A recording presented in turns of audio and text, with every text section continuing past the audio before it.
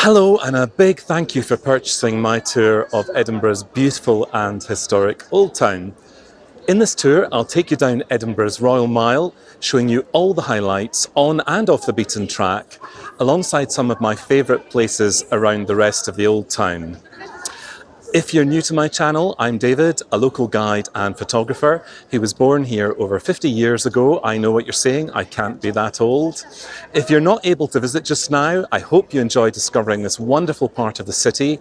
And if you're visiting soon, I hope it gives you lots of ideas and inspiration and gets you excited for visiting Edinburgh.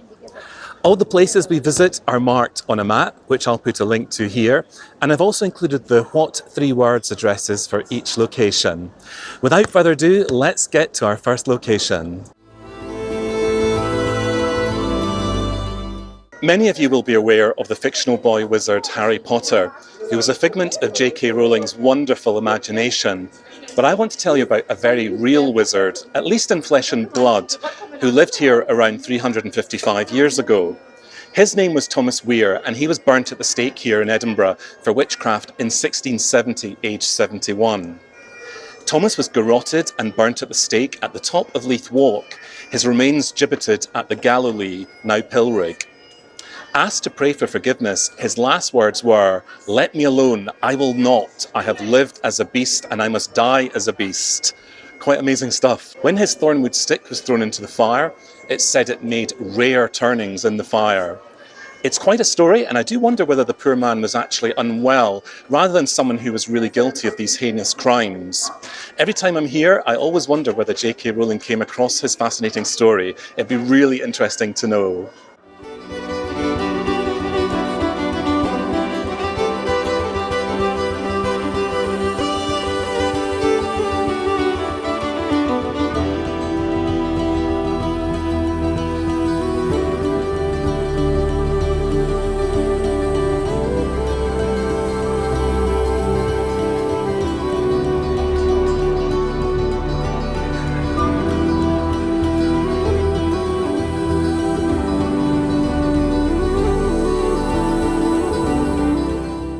We're here at the top of Victoria Terrace to see one of my favourite views and buildings, George Heriot's School.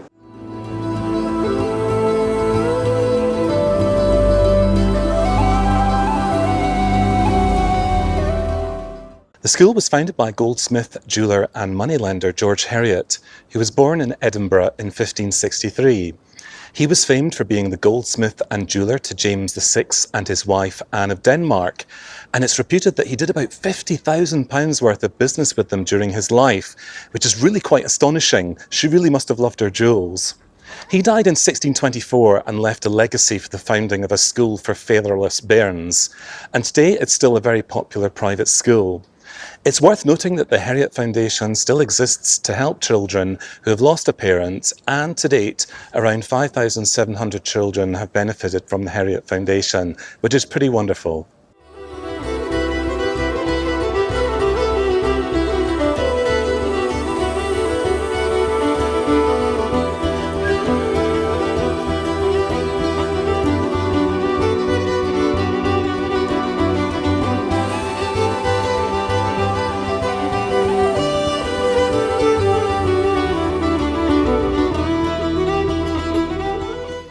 We're now in Riddle's Court at one of the Royal Mile's most beautiful and historic houses. It was built by the wealthy merchant Baillie John McMorran around 1590 and is named after George Riddle, who built a tenement here in the 18th century, which you can see to the left. There's lots to admire here, but I particularly like Patrick Geddes' motto above the entrance archway, which reads, "By living we learn," which is so true. I also love the small garden behind the Quaker House, which I'm sure, as a bee lover and Professor of Botany, Patrick Geddes would have really liked.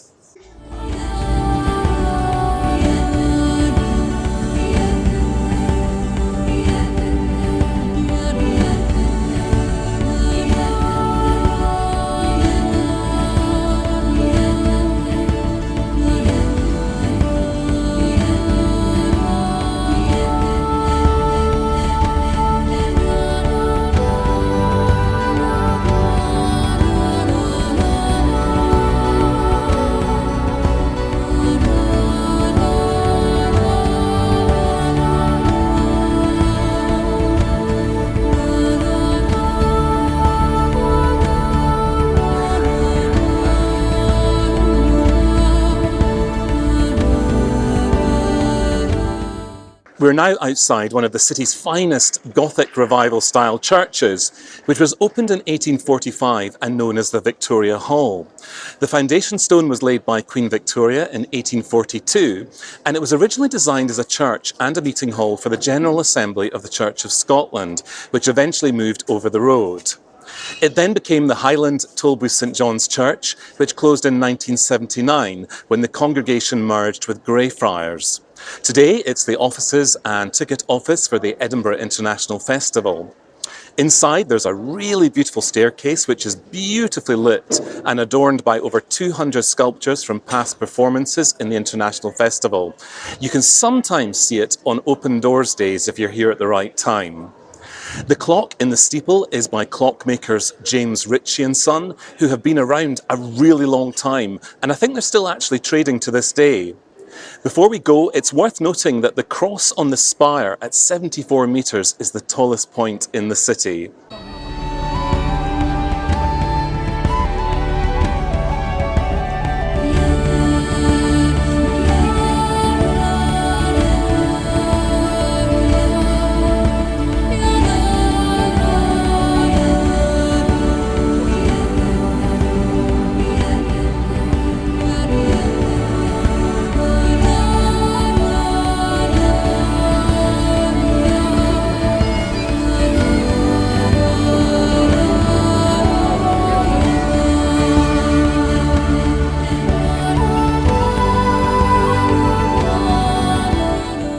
This wonderful building known as Boswell's Court behind me was built around 1595 by the rich merchant Thomas Lothian.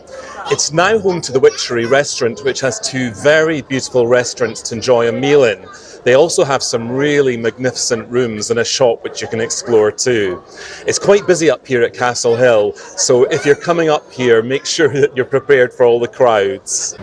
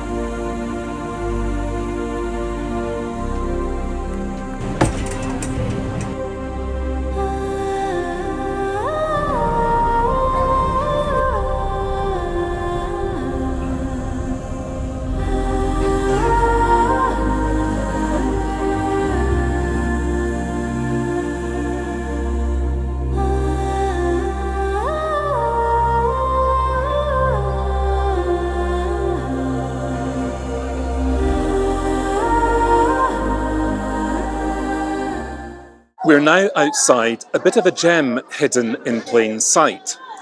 This building behind me served as one of the city's ragged schools, which was founded in the 1800s by minister and philanthropist, the Reverend Thomas Guthrie. He has a statue in Princes Street Gardens, which I think is richly deserved. He was born in Brecon in 1803 and founded the first ragged schools for destitute children here in Edinburgh in 1847. The building is in the Jacobean style and designed by architect David Rind. You can see the date above the door and a carved stone Bible which reads, "Search the Scriptures, St John." Thomas Guthrie was a remarkably kind, sympathetic and thoughtful man who set up the ragged schools to address the overwhelming poverty of children on the street, often coerced into thieving and prostitution to survive by their parents. The Old Town had generated into a slum in the 1800s, with terrible unemployment and alcohol addiction, leading to horribly miserable conditions for children, who were often safer on the streets than at home.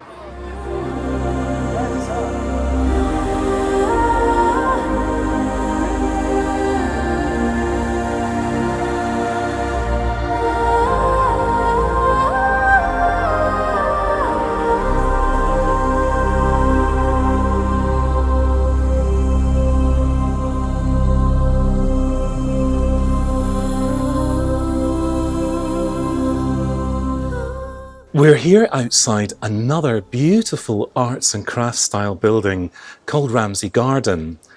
I think it's probably my favourite building on the Royal Mile and really easy to miss, even though it overlooks the castle. It was built by one of my favourite Edinburgh heroes, Sir Patrick Geddes, who was born in 1854 and is probably best known for his work in town planning around the world. He was also a respected biologist and botanist with a very keen interest in bees. His memorial bust at the Sandeman Trust Garden is very fittingly placed on a beehive. Patrick Geddes built Ramsay Garden between 1892 and 1894 around the existing Ramsay Lodge, and they lived in a large 12-room apartment with amazing views of the castle. Today these incredible apartments sell for millions. Geddes built the apartments not only as private residences, but also as halls of residence for staff and students at Edinburgh University. He commissioned his friend, painter John Duncan, to paint beautiful murals in the common room depicting scenes from Scottish and Celtic history. And it's worth noting that he also commissioned John Duncan to make the Witches' Well memorial on the castle esplanade.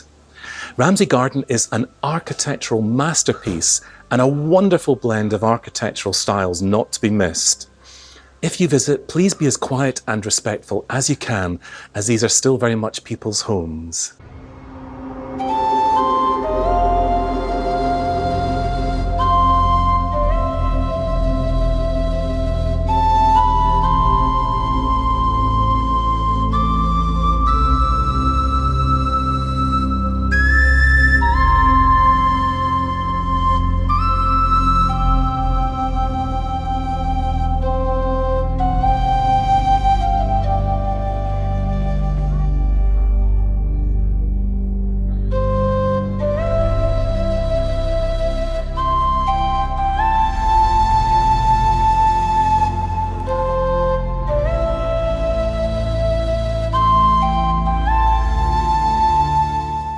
It's so easy to miss really interesting bits of history as you discover the city. We're now standing in front of a marriage stone dating from 1637, which thousands of people walk past every day. In the 16th to the 18th centuries, it was a custom to record a marriage and ownership of a house by commissioning a marriage stone, which would contain the initials of the betrothed and the date. In this case, we can just make out the initials HIV and the date 1637. It would have been placed above the main entrance to the original house, which has disappeared in the midst of time and has been reused by a mason to make this wall. It's quite a survivor and a little reminder of a couple that were once living out their lives here together. There's another great example of a marriage stone actually in situ at Cannonball House near the castle esplanade, dedicated to Alexander Muir and Margaret Neelams in 1630. It really pays to keep your eyes peeled in Edinburgh for these fascinating bits of history hiding in plain sight.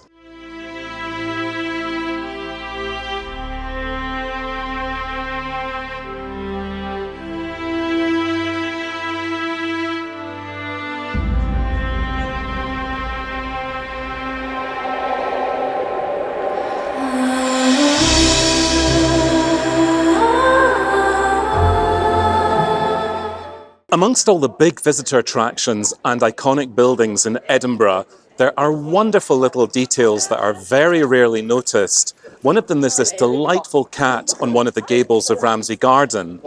It was one of 3 gargoyles commissioned by Patrick Geddes, the builder of Ramsay Garden, and this is now the only one left. The original 3 were a sphinx, an angel, and this cat, which was actually originally designed as a devil with upstretched wings and a barbed tail. The writer Ian Rankin famously caused a bit of confusion when he posted a photo of it online, and people thought it was a real cat standing on the roof. Geddes had a great interest in Celtic mythology and the cycle of life, and the symbolic triad are thought to signify the riddle of life itself. It's a wonderful little detail which I've always loved since I was a child.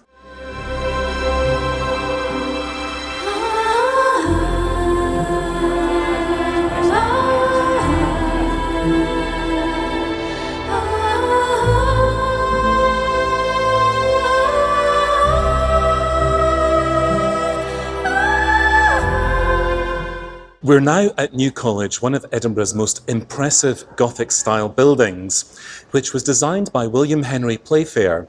The foundation stone was laid in 1846 by Dr. Thomas Chalmers, who, when placing a bottle as a time capsule, is thought to have accidentally broken it and not owned up to it at the time. The college was originally built for the Free Church of Scotland after the Great Disruption of 1843.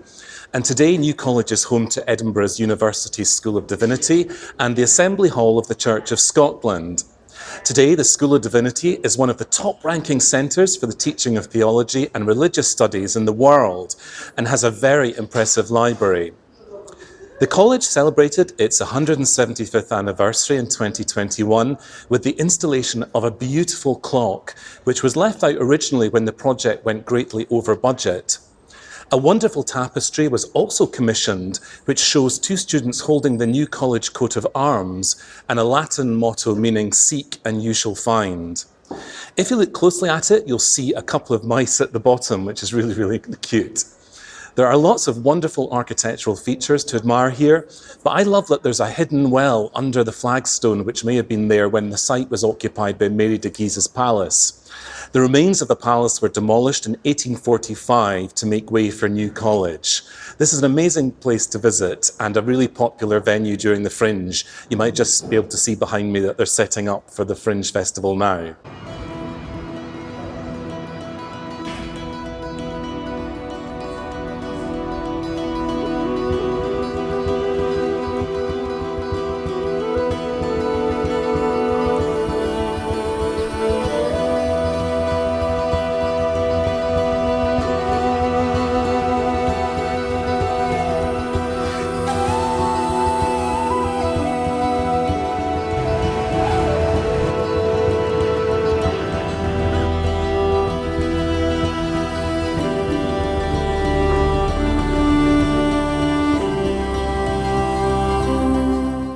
Outside the Writers' Museum is a wonderful court called Makars Court, which celebrates the lives and work of some of Scotland's greatest writers and poets, including John Muir, Dame Muriel Spark, John Barber and Robert Henryson.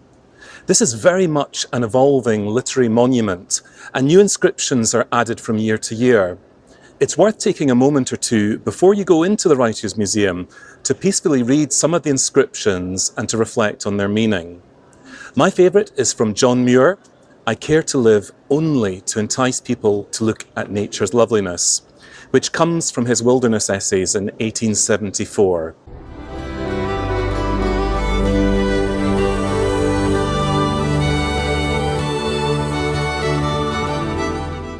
This beautiful building, which you can see behind me, is called Lady Stair's House and was built in 1622 for city merchant William Gray and his wife Gaida Smith.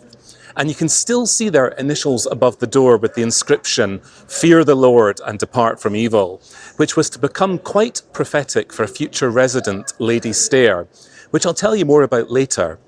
It fell into great disrepair in the 1800s and was refurbished by the 5th Earl of Rosebery in 1897, who added the impressive Scots baronial tower.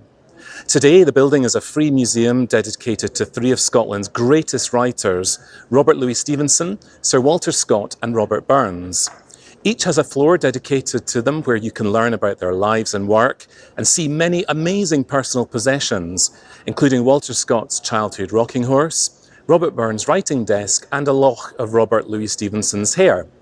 It's really quite remarkable what's been preserved here in this museum, and the museum really does a wonderful job of bringing these wonderful writers' lives to life.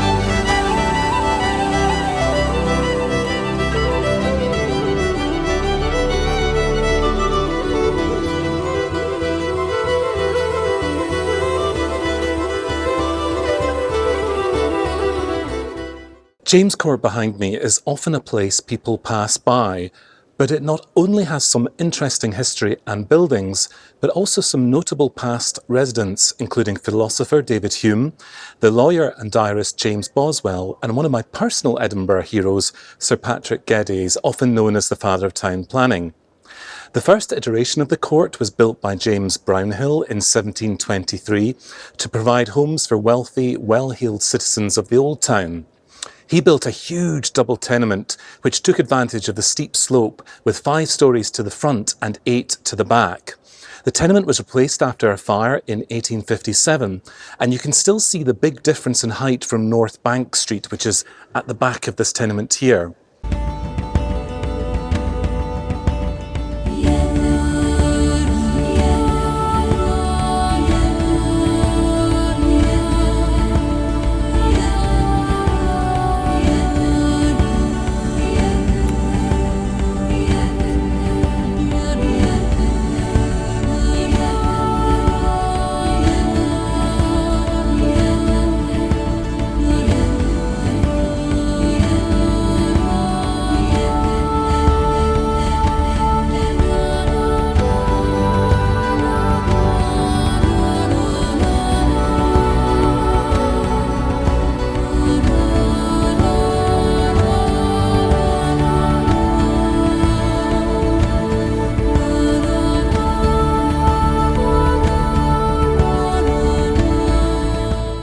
We're here in the heart of the Old Town at a spot which is highly significant but rarely noticed. People literally just walk right over it.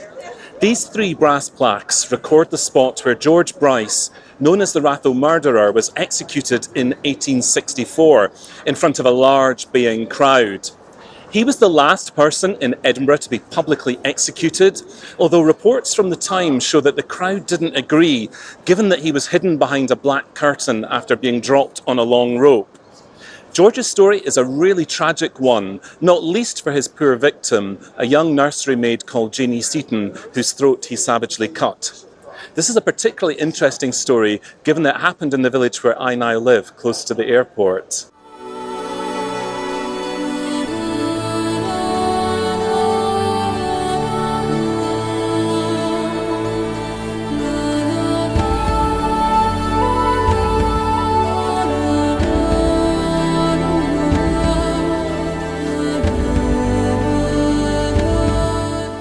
This impressive statue over my shoulder in Parliament Square stands over 10 feet high and is in memory of Walter Francis Buccleuch, who was the 5th Duke of Buccleuch. He was born in 1806 and died at his Bowhill estate in the Scottish Borders, aged 78. He's dressed in the robes of the Order of Garter, and there's lots of interesting details which are worth noting. On the base you can see 6 bucks rampant, which hold the arms of all the families that were allied by marriage to the Buccleuchs. There are also 6 relief panels showing significant events in the Buccleuch family history, and panels showing personal highlights from the 5th Duke's own life, including receiving Queen Victoria at Dalkeith Palace in 1842 and the building of Granton Harbour in 1835.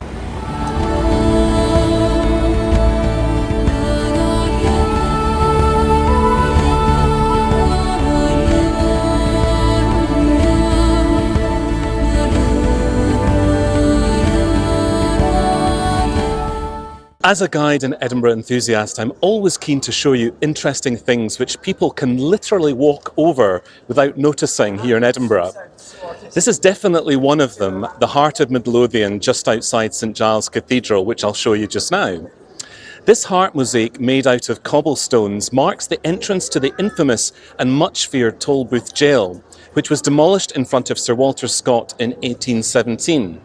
It stood in this location from 1561 to 1817 in various different guises, and you can still see the outline of the building's foundations marked by brass sets in the adjacent roadway.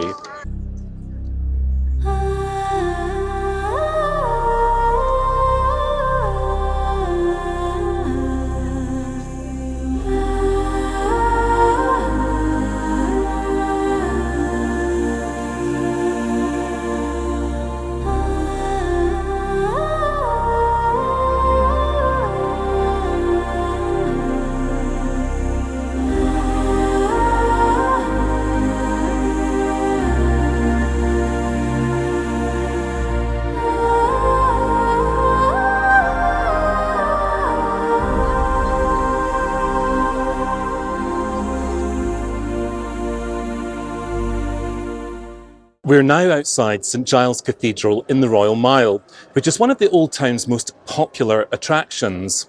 As a guide, it's always really difficult to tell you all about the Kirk's incredible history and stories, because there's just so much to cover. But in this video, I'll focus on sharing with you some of my own personal highlights inside and outside the church. The cathedral is the High Kirk of Edinburgh and was founded in the 1130s. It's named after St Giles, who was a 7th century hermit living in France. Legend has it that he saved his only companion, a deer, by stopping an arrow in his hand from hunters, and you can see this scene depicted in the relief above the door as you go in.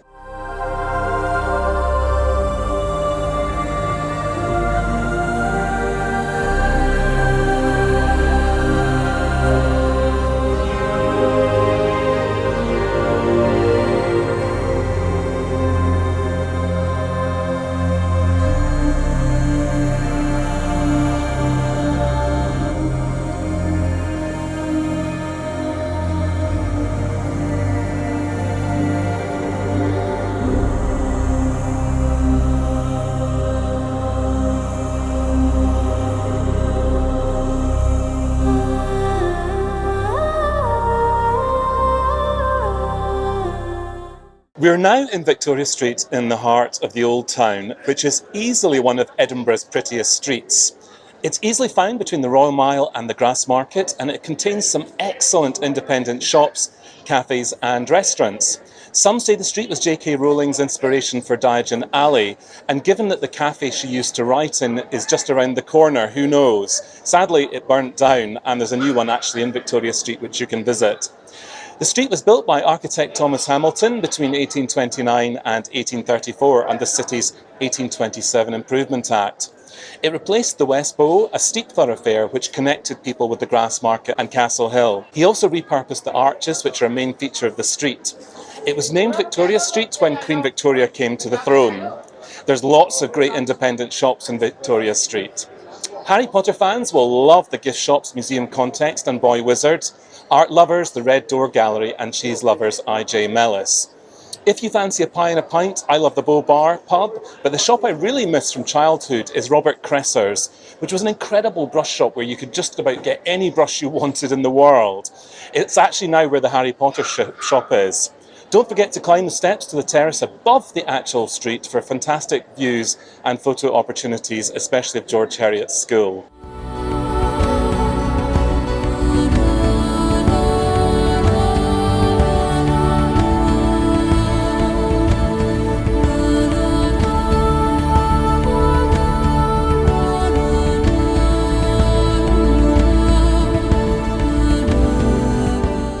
Belonging to the Church of Scotland, this wonderful old town church and graveyard is easily located next to the National Museum of Scotland, just a few minutes' walk from the Grassmarket.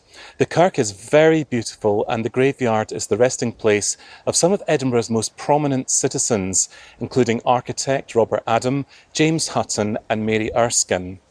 It's also one of the few places you can see an original copy of the National Covenant in the excellent Kirk Museum, which was famously signed right here at the Kirk in 1638. It's also very popular with Harry Potter fans, who can discover the graves of Tom Riddle and McGonagall and the others that inspired J.K. Rowling all those years ago. William McGonagall was regarded as Scotland's worst poet, and it's worth looking up his poems to see what you think. I don't think they were very good. The Covenanters prison is particularly atmospheric and well worth exploring the history of, and it's worth noting that the Kirkyard is home to some of the best documented paranormal activity in the world. I'm a bit of a sceptic, but I do keep an open mind. The graveyard is also the final resting place of one of the most famously loyal dogs in the world, Greyfriars Bobby. Bobby was a small black Skye Terrier who worked for an Edinburgh policeman called John Gray. They developed a very strong bond, resulting in Bobby keeping vigil to his master's grave for an astonishing 14 years, until his own death in 1872. There's a bronze statue of Bobby near to where he was buried, located just outside the kirk, which is very popular with animal lovers from all around the world. If you want to find out more about Bobby's life and even see his collar, then head for the Museum of Edinburgh in Huntly House on the Royal Mile. Bobby's story is very touching and an enduring testament to the extraordinarily strong bond that can exist between man and dog.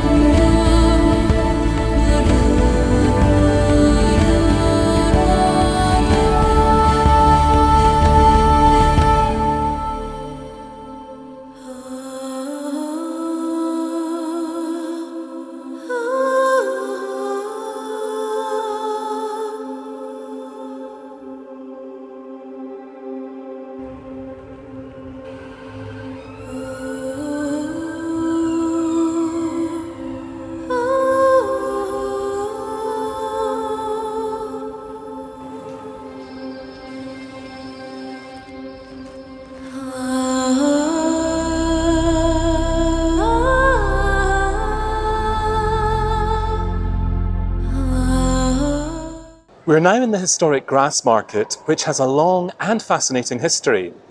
When it was being developed a few years ago, a team of archaeologists found the area was in use by humans over 3,000 years ago. In the 1600s, it became the official spot for public executions in Edinburgh, and you can still see evidence of this at the Covenanters Memorial. There's even record of a hangman himself being executed here for murdering a poor beggar. My favourite story, however, is that of Maggie Dixon. Maggie was charged with murder in 1724 and condemned to hang in the Grassmarket after she hid an illegitimate pregnancy and the subsequent stillbirth of her child. It's a really sad story. Amazingly, after being hung and thought dead, she inexplicably woke up in her coffin on her way to be buried and went on to live a long and full life.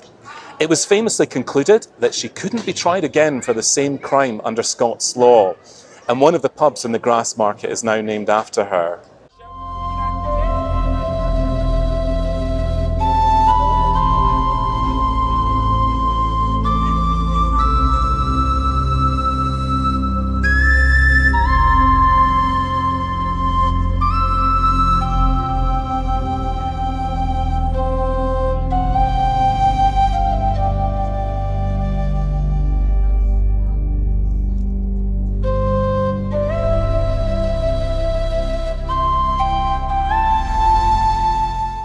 The Vennel is a wonderful stepped passageway joining the Grassmarket and Heriot Place. It's very easily missed by visitors, which is a shame as it offers one of the most photogenic spots in the city, especially of the castle. The entrance from the Grassmarket is opposite the Fiddler's Arms pub, where the Grassmarket meets the West Port. Please note that the steps are fairly steep and anyone with mobility problems would be advised to approach from Keir Street off Lauriston Place at the top. The views of the castle on a fine day are superb and it's one of the best angles for shooting the castle's half-moon battery. If you're keen for a great shot, wait until evening for the old gas lamp posts to light up and use the staircase as a leading line down to the Grassmarket. If you continue to the top of the Vennel, you'll find a really interesting tower and wall called the Flodden Wall, which was built after the Battle of Flodden in 1513 to protect the city from a much feared English invasion, which never actually materialised. The Battle of Flodden was a complete massacre for the Scots with over 10,000 souls lost. Check out the arrow-slit windows for bow and arrows called balustraria and the blocked-up old windows in the wall. Today you can follow the remains of the Flodden Wall up from the Grassmarket and around Greyfriars Kirkyard and the Old Town.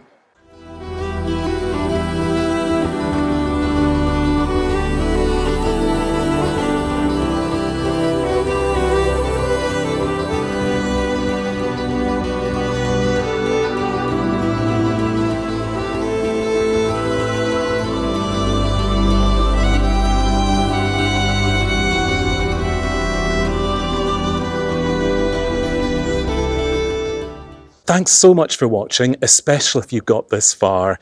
If you've enjoyed it, I'd be really grateful if you could subscribe. It's a lot of work creating these, and with AI about to dominate, us humans need all the help we can get. I'll be posting more tours of the city on my personal website, and if you'd like to be notified of them, you can sign up for my newsletter at www.davidwheater.com. Thanks so much for watching, and see you again soon.